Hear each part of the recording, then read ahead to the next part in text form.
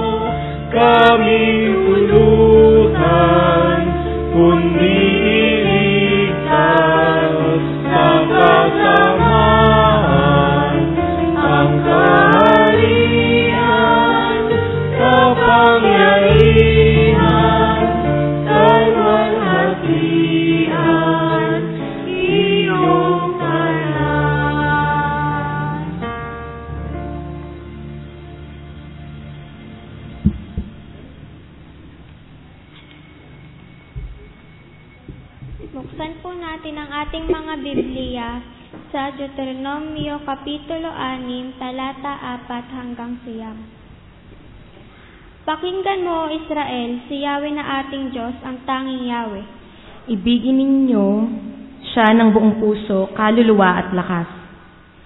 Ang mga utos niya itanim ninyo sa inyong puso. Ituro ninyo ito sa inyong mga anak, sa loob at labas ng inyong tahanan, sa oras ng paggawa at pamamahinga, sa lahat ng lugar at sa lahat ng panahon.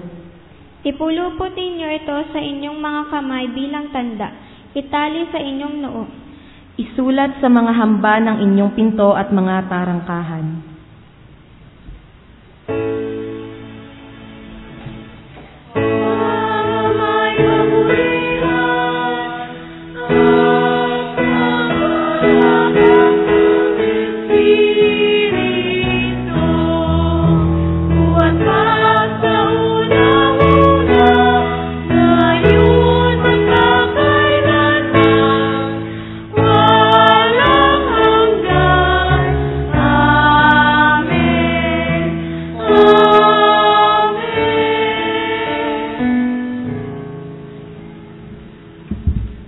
Ebanghelyo ayon kay San Mateo, Kabanata 11, ang mga talata ay 13 hanggang 15. Pinagpala ni Jesus ang maliliit na bata.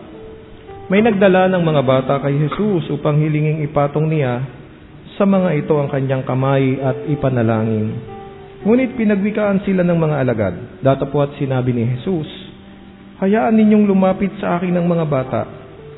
Huwag ninyo silang hadlangan, sapagkat sa mga katulad nila nagahari ang Diyos." Pinatong niya sa kanila ang kanyang kamay, saka umalis. Amen.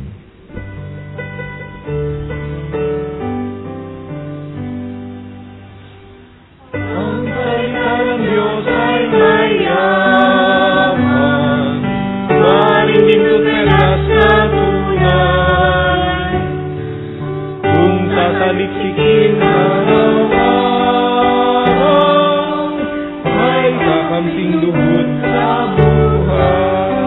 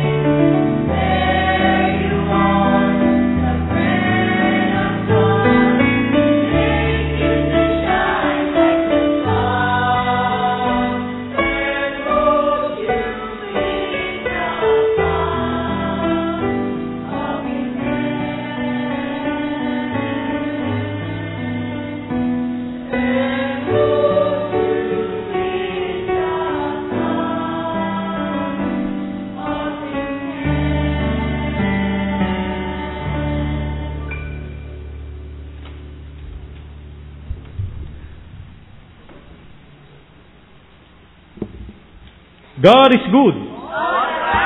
All the time. Sabihin nga po natin sa lahat ng ating mga katabi, a blessed birthday. A blessed birthday. Sabay-sabay po natin sabihin, Happy birthday! Happy birthday. Uwitin po natin ang maligayang bati.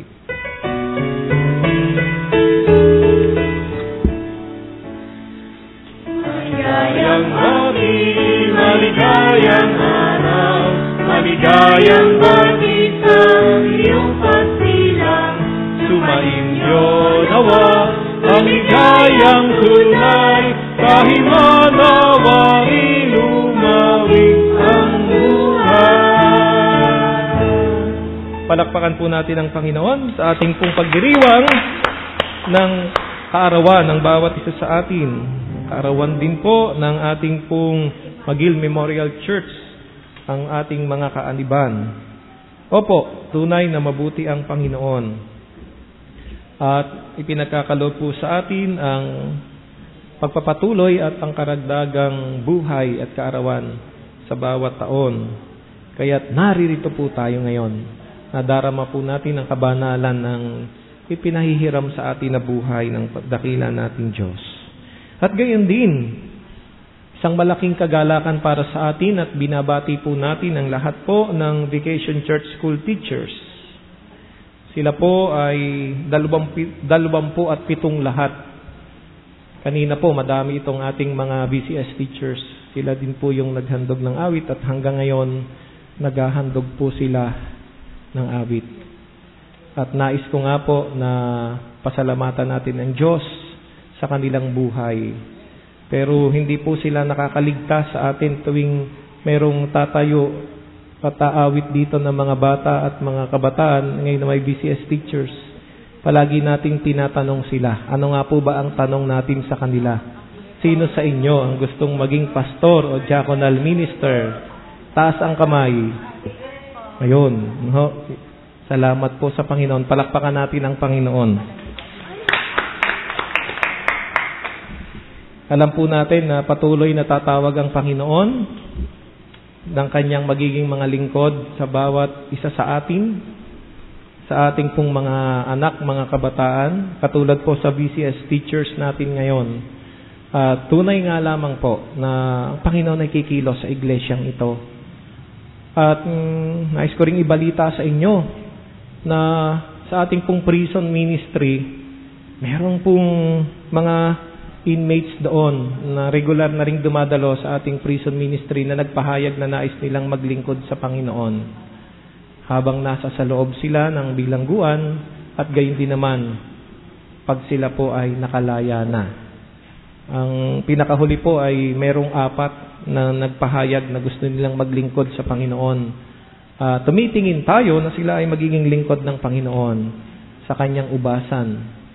Kahit naroon sila sa loob po ng bilangguan.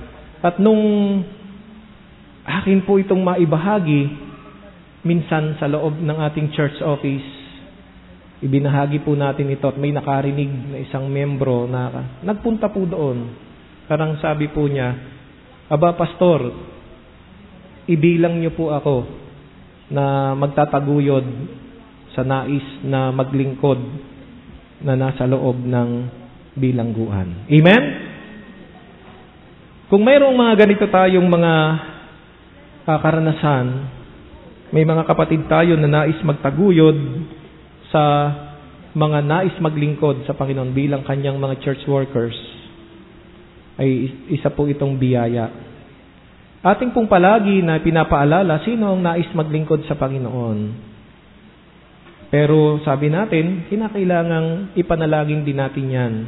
So, merong pong tatawagin ng Panginoon, kinakailangan po ay ipanalangin natin. Yun po yung ikalawa. Panalangin ng mga magulang, ng mga lolo at lola. At ang ikatlo po, alagaan ng iglesia. At ang isa po sa bahagi ng pag-aalaga ng iglesia ay ang pagkakaloob ng mga panalangin at pagkakaloob ng mga suportang pinansyal. Napakahalaga po niyan.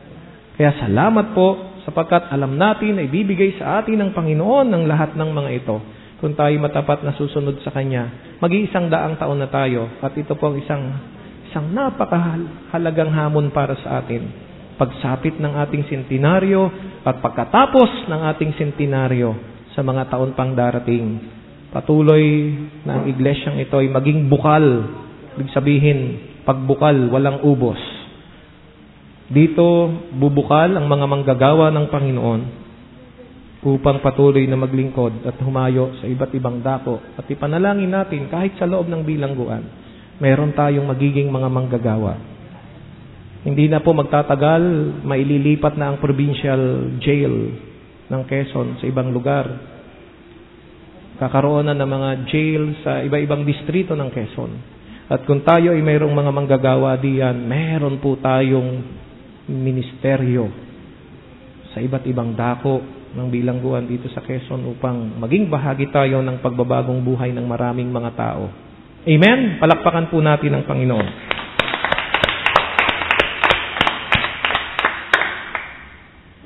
Nais ko pong ibahagi sa atin ang isang kwento na may pamagat na may kaibigan na. Ito po ay, kung gusto niyo pong subaybayan, matatagpuan po natin ito sa ating Magil Bulletin. Ang kwentong ito po ay mula sa VCS Manual. Lunes, tahimik na nakaupo si Dexter habang naghihintay sa pagtunog ng bell. Maya-maya, napako ang tingin niya sa mga mag-aaral na nagtatawanan. Itinuturo nila ang isang batang lalaki na naibang itsura sa kanila. Agad siyang lumapit sa bata at, "Hi, ako si Dexter. Bagong mag-aaral ka rito?" Cleto ang pangalan ko. Dati akong nag-aaral sa isang maliit na paaralan sa bundok. Pero isang mabait na ginang ang kumuha sa akin at pinatira ako sa kanilang tahanan sa Kapatagan. Tapos, ipinasok niya ako rito. Grade 2 na ako. Wika ni Cleto. "Aba, grade 2 din ako. Kumusta ka naman dito?" "Kapapasok ko pa lamang ngayon pero pinagtatawanan na ako ng mga bata. Kasi iba ang itsura naming mga mangyan na hanunuo. Maitim ang aming balat at kulot ang aming buhok." Malungkot na wika ni Cleto. "Huwag ka nang malungkot. Mula ngayon, kaibigan mo na ako," ani Dexter. "Tiyak magkakaroon ka ng iba pang kaibigan dito." Naunto lang pag-uusap ng dalawa nang may lumapit na mga bata. "Ay, ang itim!" puna ni Ina. "Oo nga, at ang buhok niya tulad ng saita," dagdag ni Clara. "Baka ita na nga yan, ha ha ha ha." Ayon naman kay Jason. Galit na tumayo si Dexter at hinarap ang mga nagtatawanan. "Siya si Cleto. Isa siyang mangyan. Kapwa natin sa Pilipino. Anong nakakatawa?" Kasi iba ang itsura niya sa atin," sagot ni Clara. "Ang mga ita at mangyan ay Pilipino ring gaya natin. Dapat natin silang mahalin at igalang," pakli ni Dexter. Hindi nakahuma ang mga bata. Hiyang-hiya sila kay Cleto. Hiyang-hiya rin sila maging kay Dexter. Maya-maya pa, isa-isa na silang lumapit kay Cleto. "Sorry, Cleto. Pinagtawanan kita. Di ko na yan gagawin uli. Nakayukong usal ni Ina. Ako rin, may kasalanan sa'yo. Pasensya na, Cleto," wika ni Jason. Sabay akbay kay Cleto. "Ako man, Cleto. Sorry. Malingang pagtawanan ang kahit sino," pakli ni Clara. "Wag na kayong mag-ala-ala," sagot ni Cleto. Ayan, nakangiti na si Cleto, ani Dexter. Muling nagsalita ang tatlong mag-aaral. "Cleto, pwede ka ba naming maging kaibigan?" "Ina ang pangalan ko." "Sana ako rin." "Jason ako." "Aba, oo. Si Dexter at kayo, gusto ko kayong maging kaibigan." "Masaya na ako at may mga kaibigan ako rito," usal ni Cleto. "Ako man, nagagalak. Sana tuloy-tuloy na ang pagdami ng mga kaibigan mo dito," ani Dexter. "Aba, tunog na pala yun ng bell. Tayo na. Simula na ng klase." Kung nagustuhan po ninyo yung kwento na may pamagat na may kaibigan na, magsabi tayo ng amen. Ang kwento pong ito ay bahagi ng Vacation Church School na mga kwento po o mga istorya na itinuturo sa mga bata na dumadalo sa VCS. Sapagkat ang paksa po ng Vacation Church School 2012 ay Bearers of Hope, Bridges of Love. Ang ibig sabihin, tigapagdala ng pag-asa at tulay ng pag-ibig. Ang paksapong ito ay naglalarawan ng ating pagkaunawa sa lahat ng mga bata. Sabi po sa Aklat ng Awit 127 verse 3, kaloob ng Panginoon ang lahat ng mga bata. Ang ganitong mga supling ay tunay na pagpapala. Salamat sa Diyos sa buhay ng lahat ng mga bata. Para po sa National Council of Churches in the Philippines na siya pong naglilimbag at siya pong nagko-conceptualize ng BCS manual taon-taon, meron pong nais na ipahayag o ipahatid sa atin ang National Council of Churches para sa tema ng BCS 2012. At ito po ay ang paninindigan at paniniwala na ang lahat ng mga bata ay pag-asa ng kasalukuyan at sila rin ang pag-asa ng kinabukasan. Sila ang nagtatayo ng mga tulay na nag-uugnay sa mga tao. Inyo po bang nararanasan yon sa loob ng ating pong tahanan o sa ating mga buhay na karanasan sa araw-araw? Na kapag nadyan ang mga bata, sa lahat na yata ng antas ng relasyon sa buhay ng tao, mula po sa pinaka-simpleng relasyon ng dalawang tao o kaya naman doon sa loob ng tahanan at sa malawak na pamayanan, tingnan natin, papaano nagiging tulay ang mga bata, papaano sila nagiging tigapag-ugnay sa relasyon ng bawat isa o ng mga tao sa kapwa-tao. Opo, tunay na ang mga bata ay tulay ng pag-uugnayan o tulay ng pag-ibig. Kanilang pinaguhugpong-hugpong o pinag-uugnay ang nakaraan, ang kasalukuyan at ang hinaharap. Isipin na lang natin na walang mga bata. Isipin na lang natin na walang mga bata sa ating pamilya, sa iglesia at sa pamayanan. Totoo po na hindi natin maunawaan ang nakaraan. Hindi natin maunawaan ang kasalukuyan at lalong hindi natin mababanaag ang hinaharap. Kaya naman ngayon pong Vacation Church School 2012, ang ating pong paksa ay may layunin na dalhin sa lahat ng mga bata, dalhin sa ating mga anak, dalhin sa loob ng simbahan at sa malawak na pamayanan ang mga kwento, ang pag-asa, ang pangarap, ang pangitain, ang mga sakit ng mga batang katutubong mamamayang Pilipino o yung tinatawag na indigenous children. Opo, sapagkat sa buong Pilipinas, ang BCS ay sinasagawa ngayong bakasyon. At ito po yung pinag-aaralan. Opo, gaano po ba natin kakilala? Gaano po ba natin pinahahalagahan? Gaano po ba natin minamahal ang mga batang katutubong mamamayang Pilipino sa ating iglesia o sa ating pong lipunan o sa ating bansa?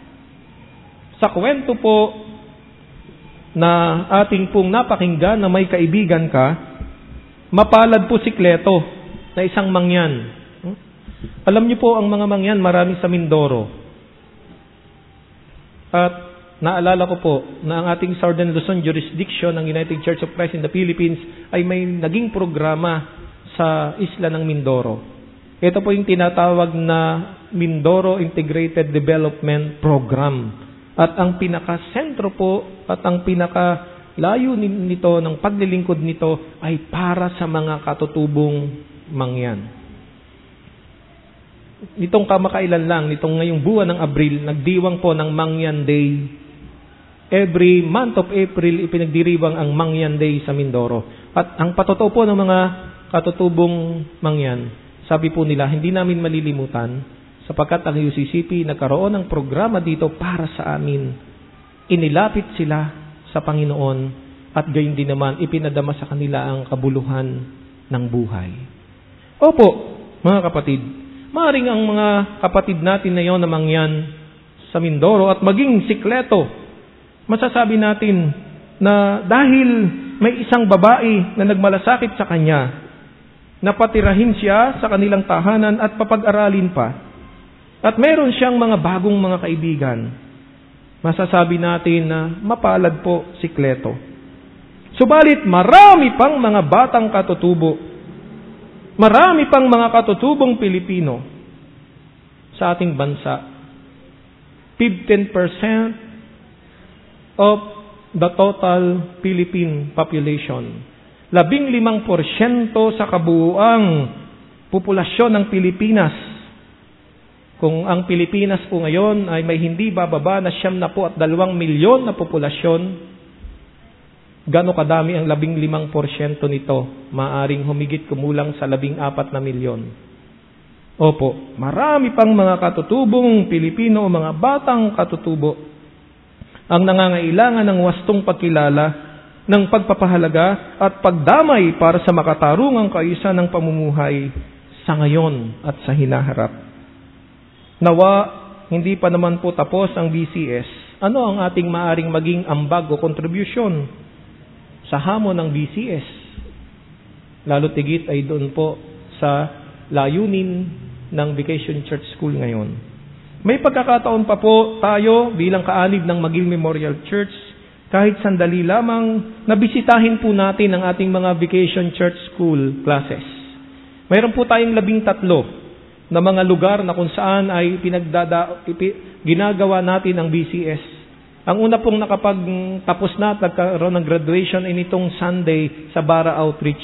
Pero ngayon, maaari doon sa inyo pong lugar, sa ating lugar, ay may ginaganap na BCS. Nagsimula po nung Lunes at matatapos po ito hanggang sa Biyernes. Simula May 3 to 6 ay mayroon pong mga graduation na gaganapin. Maaari po natin kahit sandali ay bisitahin ang ating mga teachers sa BCS. O kaya naman dumalo tayo sa mga graduation activity po simula sa May 3 hanggang May 6. At maging bahagi tayo ng Vacation Church School sa buong bansa. Opo, ipanalangin po natin na mula sa mga batang ito na dumadalo sa Vacation Church School, na mula po sa mga bata na kaanib ng McGill at sa mga bata na nagmula sa mga pamayanan dito sa Lucena, idalangin po natin sila na magiging leader sa iglesia, magiging leader sa komunidad, at gayon din magiging mga church workers sa hinaharap.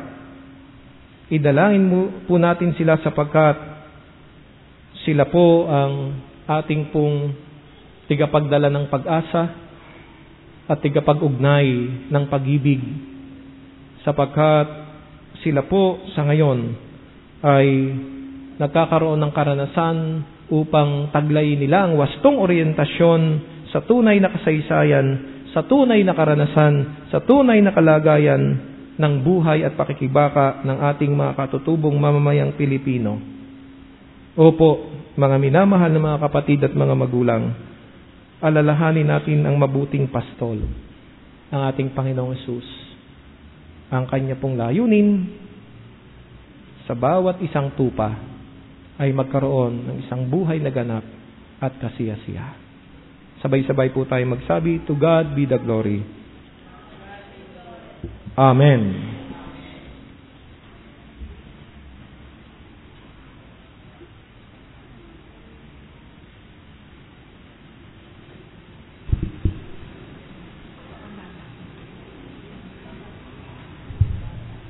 Ang batang tulad ko, likas na matalino, ang damdamin ay laging totoo. Sa puso ko, maging sa diwa ko, ang kabutihay laging taglay ko. Aming karapatan, sana iyong ipaglaban. Kami inyong ingatan at bantayan. Sa gawain kami ay gabayan. Ang buhay namin maging mainam. Salamat sa inyo, sa inyong mga payo. Buhay namin ngayon magbabago. Sa makatulid kami akayin nyo. Maging payapang ang aming mundo. Tayo ay dumulog sa Diyos na taglayang pananampalataya, katulad ng mga bata. Ating pagtibayin ang ating patuloy ng paglilingkod para sa kapayapaan at katarungan. At magsikap na magtaguyod ng mga misteryo na mararapat para sa mga bata. Amen. Tayo po'y dadako na sa paghahandog para sa everybody's birthday. Tayo pong lahat ay dadako sa unahan upang ibigay ang kanilang mga handog. Ngunit kayo po'y tatawagin ko na ay naaayon sa month. January.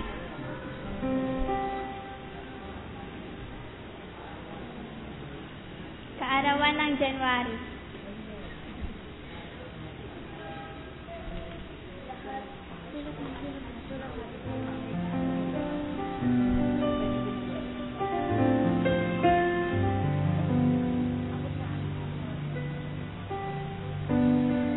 Lahat po ng may kaarawan sa February.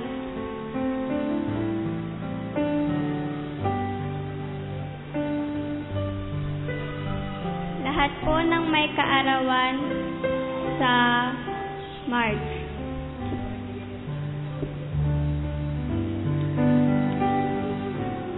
Lahat po ng may kaarawan sa April.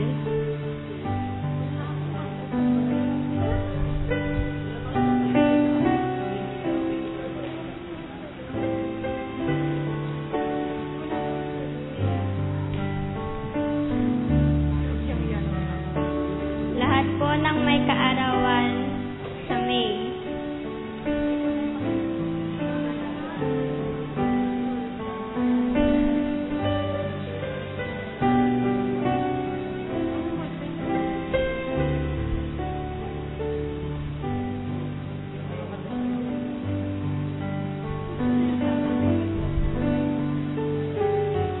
Lahat po ng may kaarawan sa June.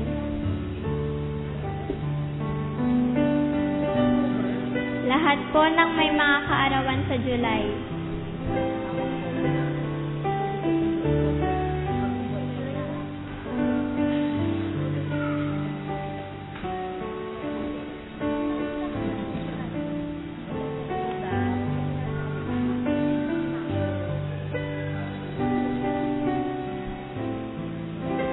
Lahat po ng may mga kaarawan sa August.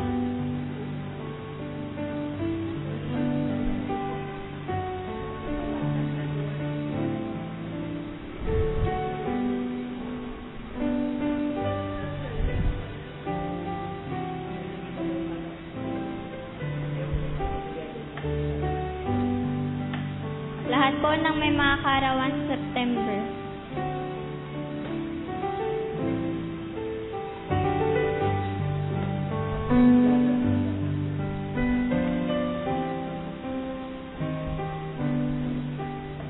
Lahat po ng may mga kaarawan sa October.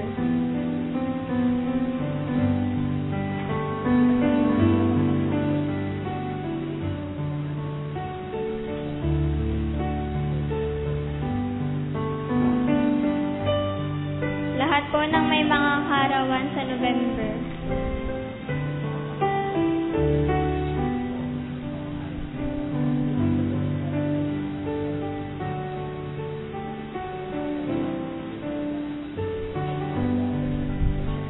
Lahat po ng may mga kaarawan sa December.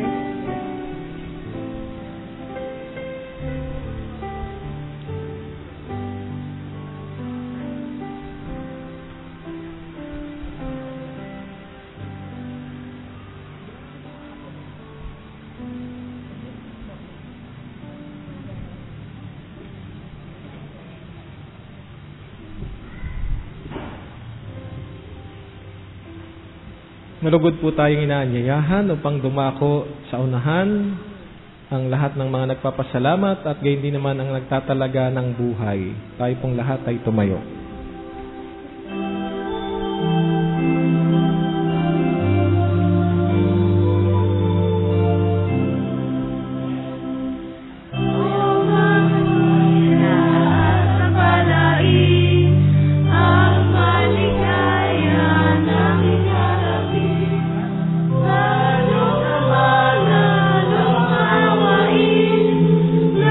Bigyan ka ng buhay na maligid.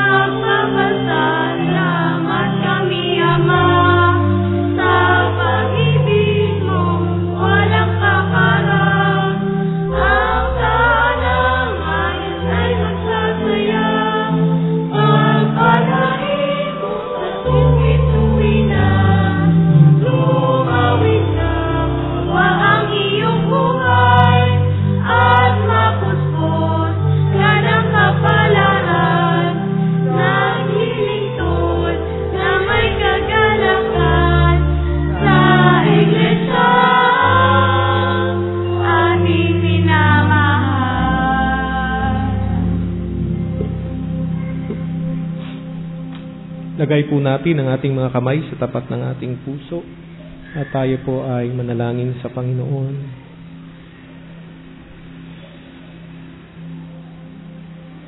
Nadarama po namin ang kabanalan ng patuloy na pinagkakatiwala at ipinagkakaloob niyo po sa amin na buhay. Papasalamat po kami sapagkat tunay kayong matapat sa inyo pong mga pangako na kami ay patuloy na sasamahan at aakayin sa tahimik na batisan. Inyo kaming ipagsasanggalang, aming Panginoon, sa anumang kapahamakan.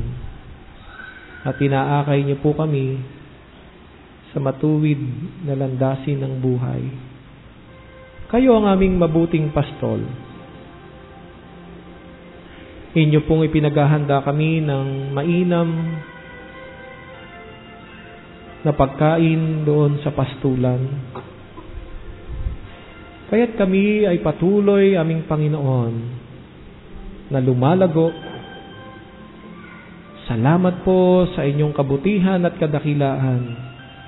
Kami bilang inyong mga tupa, bilang inyong mga anak at bahagi ng inyo pong sambahayan, ay sama-sama pong dumudulog sa inyo.